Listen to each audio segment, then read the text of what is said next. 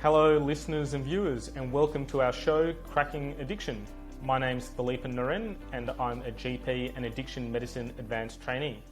And I'm joined today by Dr. Fergal Armstrong, who's a GP but also a lifestyle medicine and addiction specialist. Welcome to the show, Fergal. Hi Philippe, glad to be here.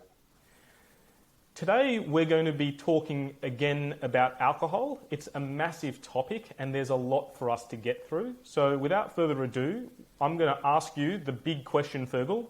What is alcohol use disorder? Okay, right. So we used to think in terms of addiction, and there's a kind of an operant conditioning psychological definition of addiction as the 3 R's. So addiction is repeated engagement with a rewarding stimulus despite negative repercussions. So repeated rewarding or repercussions. And, compare that with a condition like obsessive compulsive disorder where you've got repeated engaging with a negatively non-rewarding result despite negative consequences. So the 3 R's, so there's this persistent activity despite harm, despite negative repercussions because it's fun, right? Then we kind of talked about the diagnosis of dependency, which is really characterized by 2 key phenomena: tolerance and withdrawal. So, and then we move on to the old term of addiction, where basically it was the aberrancy, it was the social disorder associated with tolerance and withdrawal to subjects. It could have been the acquisitive crime, it could have been the prescription aberrancy, etc., etc.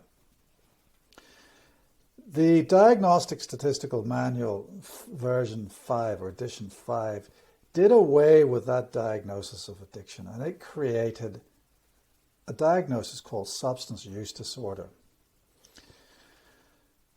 So we don't talk about alcohol addiction anymore in DSM-5, we talk about alcohol use disorder.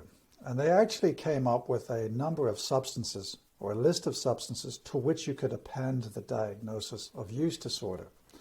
So in no particular order of importance, those diagnoses are cocaine, alcohol, cannabis, opioids, stimulants, hallucinogens, inhalants, tobacco, and sedatives or hypnosedatives.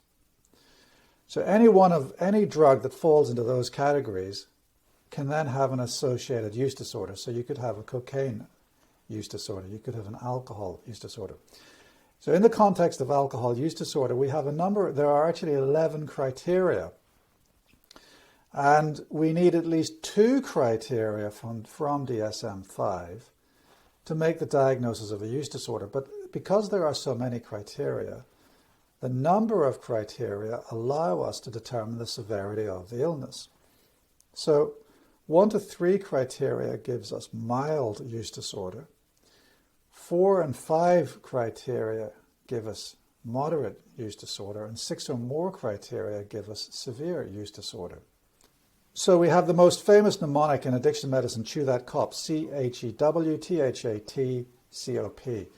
So help me out here and make sure I've got this right, Philippe. So chew, CHEW, so cut down, the inability to cut down consumption. Yep. H for persistent use despite hazards. E for escalating use. W for withdrawal. Yep. That, THAT, so tolerance. So remember, withdrawal and tolerance define dependency, physiological dependency. So the second H, first we had hazards, then we have health consequences, so persistent use despite health consequences. Then we have A for activity, so a reduction in activities. So people, they're not interested in any other hobbies or social activities. T for time, so increased amounts of time either acquiring, using, or recovering from the drug, or in this case alcohol. That's that's that. And then COP, C-O-P. So the second C, craving. So the first C was cut down, so the inability to cut down. The second C tells us why, because we are constantly craving. And then as a result of our alcohol use, we are unable to meet our obligations. We're not able to pick up the kids from school, we're not able to go to work on time, we're not able to get that project in on time. And because we can't meet our obligations, our personal relationships suffer, a loss of personal relationships, and P is for personal relationships. And for me, that is the most important criterion for the difference between dependency and addiction, or what is now known as use disorder. Addiction is defined as a loss of healthy functioning relationships, or can be defined as that rather. And I choose to define recovery as the re-establishment of new healthy relationships or the regaining of old previously healthy relationships. So, when you see people who are at the nadir of their alcohol use disorder and they have lost hope, they've hit rock bottom as we call it, they don't have any worthwhile, worthy relationships. And for me, that is a hallmark of the diagnosis, this loss of relationships. So that is how we define alcohol use disorder according to DSM-5.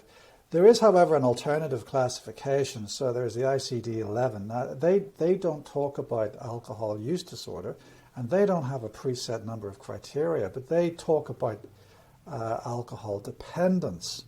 And that's characterized by an internal drive to repeatedly use the alcohol. And this internal drive is associated with craving, saliency, and persistent use despite harms. So there's it's a looser definition, but it's pretty much giving you the same story of physiological dependency with psychosocial problems and persistent use despite harms. Does that answer the question? What is addiction? It more than answers the question. And I think your very detailed response and going through all the criteria, particularly of the DSM-5 criteria for alcohol use disorder, gives us as listeners and viewers the full range of how all-encompassing alcohol use disorder can be and the various impacts it can have on your life, and how slowly, like you mentioned, you have minor disease, moderate disease, and severe disease. And once your disease process is so severe, it does encompass all aspects of your life. With that that COP acronym, mnemonic that you mentioned, you can see when you go through that, that's pretty much a normal life, basically. All the obligations and things you've got to do in life, and how alcohol can absolutely impact on them. And going on from that, what would be the natural course of alcohol use disorder? Well, I mean, the natural course, as you've already alluded to, is the progression in terms of increasing the number of symptoms or diagnostic criteria. According to DSM-5, it does then you start developing the harmful consequences, the health consequences of alcohol. And I think of those as mental health, neurological health, cardiac health, liver health, gonadal health, and cancer. And then we have the psychosocial adversity. So you end up with loss. You end up with loss of identity. You end up with loss of job. You end up with loss of relationships. You end up with loss of property. You end up bereft. So addiction, I think of our identities as an onion ring. And addiction, any addiction, just slowly peels away at the outer layers of the onion ring, and ultimately then exposes the inner child, the traumatized child, the pain and the suffering that originally triggered the use of the substance. It exposes us, it renders us to our lowest level. We lose our dignity, we lose our relationships, we lose everything. And any addictive substance can do that, including alcohol. And ultimately, unfortunately, I have to say, death. Death is a consequence of alcohol use disorder. How that happens, it depends. So I'm sure you've seen people die of alcohol use disorder. What's been your experience? It can be quite a frustrating experience as a GP, and a saddening experience as well, when you see an individual slowly, so to speak, going downhill and trying different interventions and seeing how they are going to work. And sometimes it can be quite frustrating. And especially as GPs, and I'd like to think some of our listeners or viewers will be general practitioners, you can feel a bit frustrated because you've only got a finite amount of time with the patient. You've only got 10 minutes or 15 minutes. And sometimes you can wonder, what can I do in this time that I've got? Will it require an hour or 2 hours for me to fully go through all the criteria that was in Chew That Cop so that I can ask those questions? But I think as general practitioners, and something I learned when I was doing general practice as well, is that you can certainly do a lot in 10 to 15 minutes. For example, Fergal, could you talk about some screening tests that we can do in general practice in say 5 or 10 minutes that might actually help us determine how severe someone's alcohol usage might be? Yeah, so one of the very easy tools to use is the CAGE questionnaire. And so the idea is that you ask 4 questions, so CAGE, so have you ever felt you need to cut down your alcohol use?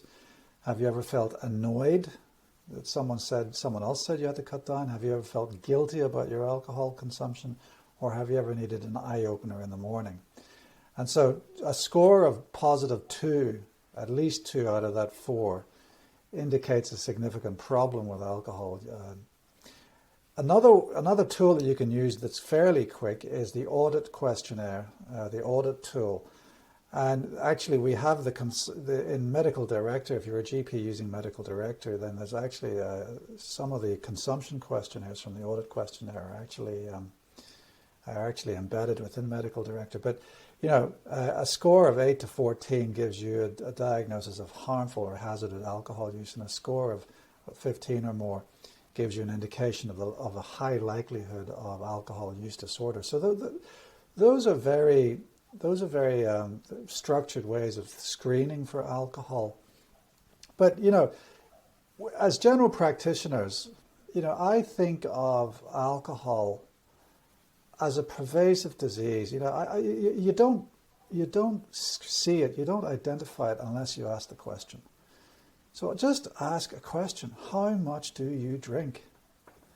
You know, it's okay to ask that question, because if you don't ask that question, you've got absolutely no idea if the person in front of you is at risk of effectively dying within 5 to 10 years from an undiagnosed alcohol use disorder.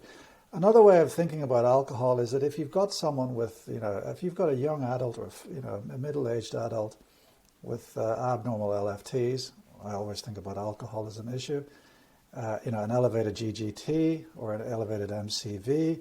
These are all biochemical markers of alcohol use. And then, of course, you know, if you've got someone with a stigmata of liver disease, you know, that would be a very late sign.